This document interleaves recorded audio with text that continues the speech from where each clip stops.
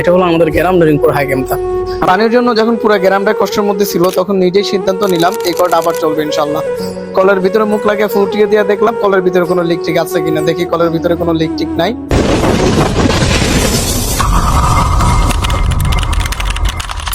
আসসালামু আলাইকুম রহমতুল্লাহি ওয়া বারাকাতুহু। এটা হলো আমাদের গ্রাম নরিংপুর হাই ক্যাম্পটা। আমাদের পুরো গ্রামের ভিতরে কল হলো দুইটা, একটা হলো গ্রামের মাঝখানে, একটা হলো গ্রামের লাস্টের দিকে। যেই কলটা গ্রামের মাঝখানে ওই কলটা শুধু বারবার নষ্ট হয়ে যায়, আর বারবার ওই কলটাকে ঠিক করা হয় দেন আবার নষ্ট হয়ে যায়।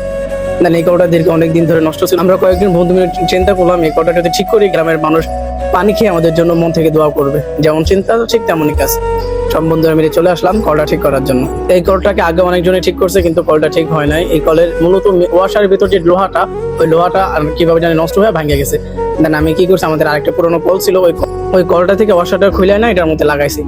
অনেকক্ষণ চেষ্টা করার পর হঠাৎ করে কলের ভিতর থেকে একটা শব্দ হলো। সবাই চুপচাপ করে তাকিয়ে রইল। তারপর ধীরে ধীরে কলের মুখ থেকে পানি পড়তে শুরু করলো। কিছুক্ষণের মধ্যেই ঝরঝর করে পরিষ্কার পানি বের হয়ে এলো। সেদিন গ্রামের মানুষরা আনন্দে কেঁদে ফেলছিল, ছোট বাচ্চারা হাতে তালি দিচ্ছিল, মায়েদের মুখে হাসি ফিরছিল। আর এক বৃদ্ধা চাচা চোখ মুছতে মুছতে বলছিলেন, তোমরা শুধু কল ঠিক করো না বাবা, গ্রামের শান্তিটাই ফিরে আনছো। ভাই আপনি কি কষ্ট হয়? না না আলহামদুলিল্লাহ, আমি কলটা ঠিক করি খুবই খুশি আছি। সবাই ঠান্ডা পানি খাইবার আলহামদুলিল্লাহ আমাদের কলা ঠিক করা সম্পূর্ণ হয়ে গেছে। এই যে দেখেন কি সুন্দর পানি বাড়ছে, ঠান্ডা ঠান্ডা পানি। এটা আমাদের কাকা মাহবুব কাকা কলটা ঠিক করার উদ্দেশ্য নিয়ে কলটা ঠিক করা হয়ে গেছে আলহামদুলিল্লাহ। ঠান্ডা পানি বাড়িতেছে এখন।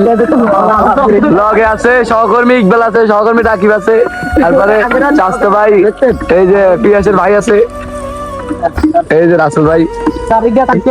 নতুন আরেকটা গাড়াই দিয়ে আলহামদুলিল্লাহ ইনশাল্লাহ সমস্যা নাই, নতুন আরেকটা গাড়াই দিই। কলটাতে ঠিক করছে এত কষ্ট করে, আপনি কিছু বলেন?